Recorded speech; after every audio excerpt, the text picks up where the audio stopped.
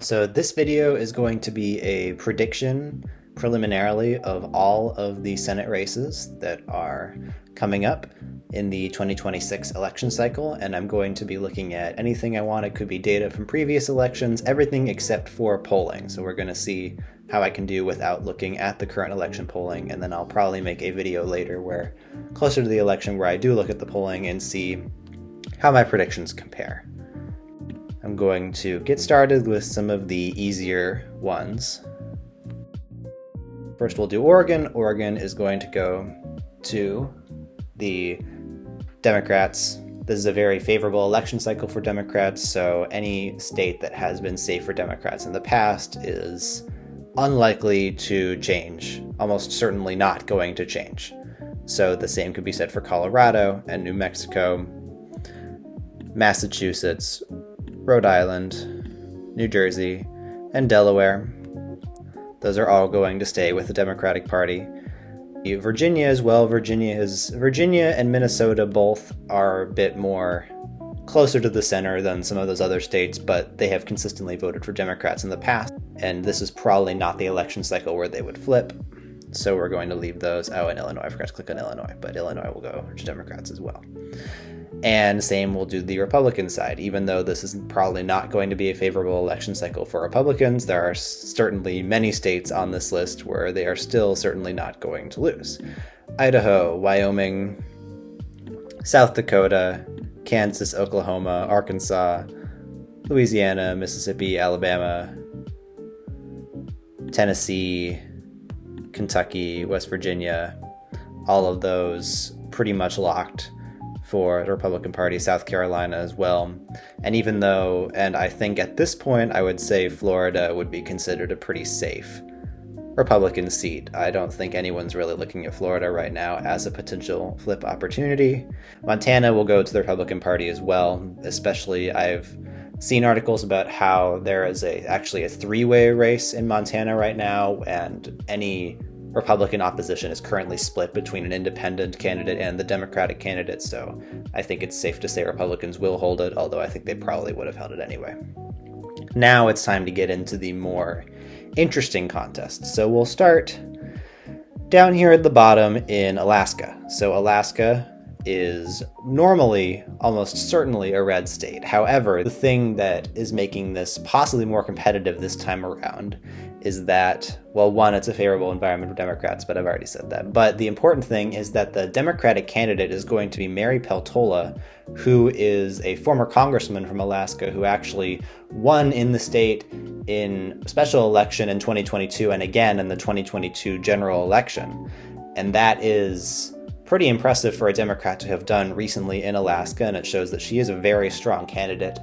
She's a formidable candidate to face in Alaska, but again, it's still a very uphill climb for a Democrat to win in Alaska, especially at the level of the Senate. So she was able to win in 2022 when it was a less favorable environment for Democrats, I would say, than it is now.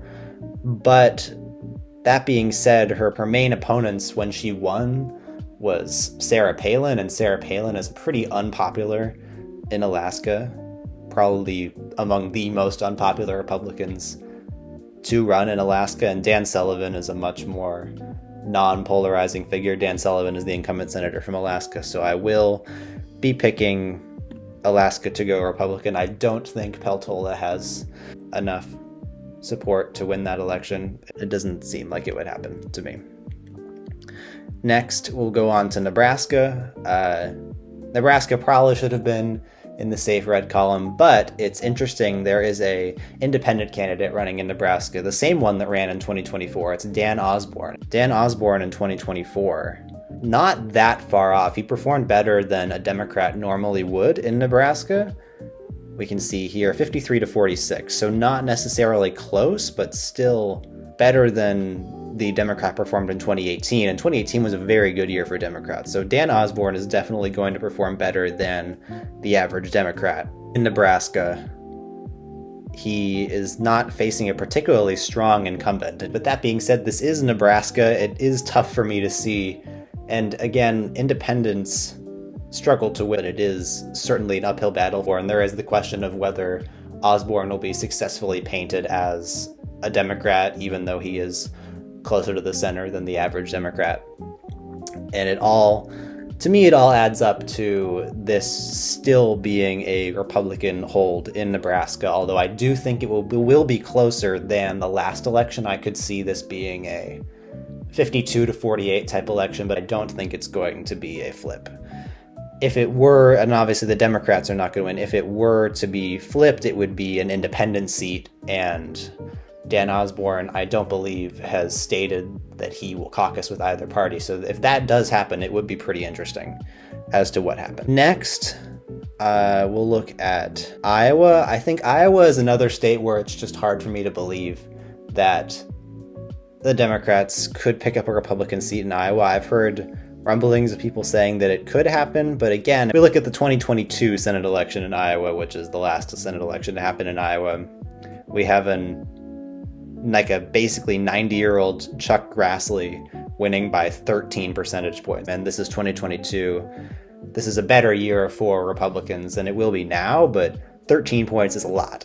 And even if we look at the 2024 presidential election, that again is 13 points. So we have two things to go off of. They're both 13 percentage points. I really do not see the Democratic candidate Josh Turek coming back from a 13-point deficit. I don't think that the Republican Party is going to lose the seat. I think it will obviously be closer, but I honestly think Nebraska will be closer than Iowa. I think Iowa's going red. Again, that is 49 seats for the Republican Party. The Republican Party, to maintain the Senate majority, only needs 50 seats, as they have the tie-breaking vote of Vice President J.D. Vance. Moving on to another state that I don't think will really be that close is going to be New Hampshire. I think that the Republicans have fielded a strong candidate in former Senator John Sununu. The incumbent Democrat is retiring, so he is a pretty strong candidate, but Democrats have fared pretty well in New Hampshire. If we look at the 2024 New Hampshire presidential election in New Hampshire, a very strong Republican result in New Hampshire in recent history. You see that it's still a 3-point victory for Harris over Trump. Trump is pretty unpopular right now. I don't think that the Democrats are going to lose a seat in New Hampshire, despite the fact that Sununu is a pretty strong candidate for the Republican Party. However, I could see it being closer than expected, but I also think that a lot of the money that the Republicans have are probably going to be more directed towards these swing states like Georgia, North Carolina, and Michigan, maybe to try to flip those or keep those, as opposed to trying to pour a lot of money into flipping New Hampshire, which is probably more of a long shot. I could see it being pretty close, but I do think this is at least going to be a narrow victory for the Democrats in New Hampshire. Next one that I'm confident in is surprisingly probably could be the marquee matchup. I'm saying that Georgia goes to Jon Ossoff. I think Jon Ossoff is probably one of the most popular figures in the Senate. He's being floated as a presidential candidate. His opponent I believe is Mike Collins, who just won the other day. He's a Republican immigration hardliner. Trump endorsed him at the end, but to be honest, this prediction is, it's based off a favorable environment, but also just generally my faith in the popularity of Jon Ossoff. I feel pretty confident in Georgia staying with the Democratic Party. I also think Michigan is going to go Democrat. Democrats have been winning Senate seats in Michigan. In the same election that Trump won Michigan, Democrats won the Senate seat in Michigan. Granted, this is by a very low amount. I mean, this is, 20,000 votes? But that shows that it shows that the Democrats have pretty solid footing in Michigan, and I think their primary hasn't happened yet at the time I'm recording this. I think Democrats almost certainly hold this seat over any Republican challenger, almost based purely off of the anti-Trump environment. And my confidence in the Democrats winning Michigan is not necessarily these picks of confidence are not necessarily based off margin, but rather that it will happen. I think that Georgia will probably be relatively close. I think Michigan will certainly be within a couple points, no matter what. It's just the nature of the state, but it is hard. I don't think that the Republican Party is going to be able to take the seat in this election cycle. I think I probably should have done North Carolina earlier. I probably am more confident about North Carolina than I am about Michigan. North Carolina is going to finally go Democrat. It is a risky bet to make always when you say that a North Carolina Senate election will go to the Democratic Party, because it usually never does, even though the governorship often goes to the Democratic Party. However, this feels like it is the cycle in which it is bound to happen. It's a pretty favorable cycle for Democrats, as I've said many times, and they have an incredibly strong candidate in Roy Cooper, who is the former governor who was elected twice as a Democrat to statewide office. And if we look at the 2022 Senate election, this is not a great election cycle for Democrats. It was okay. It was definitely more favorable for Republicans than Democrats. And you can see that the Democrat, Cheri Beasley, still only loses by 3 points. An election cycle that's favorable for Democrats with a pretty strong candidate, a candidate in Roy Cooper that is certainly stronger than Kamala Harris was in the state, definitely stronger than Cheri Beasley was in the state in 2022. I do think that this is going to be the election that North Carolina will elect a senator from the Democratic Party, although it will definitely be close. I expect something around a 51-49. I think that it will be very close, but I think that Roy Cooper is the candidate that gets the Democrats over the edge in this state. Next, we will go over to Maine. Maine is interesting because it has voted for Democrats pretty consistently in the presidential election for a while, but the candidate that the Democrats are running is a very interesting candidate, and that is Graham Plattner, who is not a moderate, the traditional swing state candidate. He is very much a progressive, and he has also faced a lot of controversies, and it is going to be a test to see whether voters care about being further to the left and whether they care about these controversies. Graham Plattner's candidacy is going to be a very interesting test, but there's a lot we don't know. And Susan Collins, well, it seems like she should lose based on the way Maine has voted in the past. And we said the same thing back in 2020, and then Susan Collins, I believe, managed to win by 8 points. Susan Collins wins by 8 points back in 2020 when Biden won Maine pretty easily. Susan Collins is a politician that does not go away easily, and Graham Plattner does not necessarily seem to be a slam dunk candidate for the Democrats. It's been a long time since Susan Collins has faced this spirited of a challenge. I think she will lose, and I think the polls will say Plattner is winning by 10, and I think Plattner will probably win by like 2 points, is my guess. Ohio and Texas should be Republican seats. These would be very big upsets if these did not go to the Republicans. However, in Texas especially, however, the Democrats are running probably the best candidate they've run in years, at least since Beto O'Rourke, if not better. This was just James Talarico, and the Republicans are running a scandal-plagued, very far-right candidate in Ken Paxton. And this will be the test to see whether that matters. I feel like there's a good chance it doesn't matter. I think it could be close, like Beto and Ted Cruz in 2018, and I think that it may not matter. The gut is all I really have to go on right now, but before I figure out Texas, I'm going to go over to Ohio. Ohio, we have a 2-year senator who's only been around for about 2 years, Jon Husted. He was appointed to replace J.D. Vance, and Sherrod Brown is running to take back a Senate seat. He lost in 2024 in Ohio. It was only by about 3.5%. So Sherrod Brown only 3.5%. Meanwhile, in the presidential election, it's about 11 points.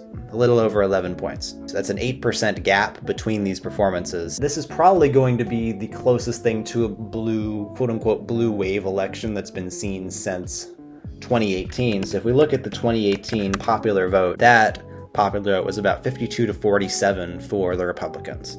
So it might be a little bit better for the Republicans this time around, but this might be a solid anticipation of what to expect in the popular sentiment heading into this election. So that is a 5-point lead for the Republicans, but you have to consider the fact that we just looked at 2024, where Sherrod Brown, in a year that was very strong for Republicans, overperformed the Republican presidential candidate by 8 points. That is a very strong performance. So the difference there, if Sherrod Brown overperforms the baseline Democratic ticket by 8 points, based on these numbers, he would win. Now, I don't think that's a perfect calculation by any means, and I don't And I'm not sure the numbers are going to be this good for the Democrats in November. I think that 2018 was pretty exceptional. I'm not sure it goes that high. If we were to say that this is more of a 45-55 type of race, that's a slight change, then that would not be enough for Sherrod Brown to win. 8 points would not be enough to catch up to 10 points. My honest assessment is that I think it's more likely that the Democrats win Ohio than they win Texas. And I think that that's just because Sherrod Brown is a very, very strong candidate. Voters are essentially picking from a candidate they've had as a senator for decades that is basically the only popular Democrat left in the state versus basically just a cardboard cutout Republican. So, I mean, even an unremarkable Republican definitely has an upper hand on even the most popular Democrat in Ohio. But there is the question, those numbers we just looked at, there is the question of whether it could be a very slight win for Sherrod Brown. My gut feeling is that Texas cannot vote for a Democrat, but my gut feeling, probably the craziest pick of this whole thing, is that Sherrod Brown is going to win maybe by 10,000 votes. I think that's going to be the upset people end up talking about. I think we're gonna head away from the Senate election. We've been talking about Texas, we've been talking about Alaska, we've been talking about Iowa. The media has, that is. None of it's going to change. And then the one that's been getting talked about the least, at least up to this point, is Ohio. And I feel like that is going to be the only major shock. And I think with that it leaves us with 50-50, so the Republicans would take the majority. The ones to watch, the most interesting, in my opinion, Ohio. I can't use that. I'll use the gray again. Maine is going to be interesting. I don't know whether it's going to be close, but it's just going to be interesting to see how a candidate like Plattner fares. I think Alaska and Nebraska are the other ones I'd click on that are going to be interesting, and Texas as well.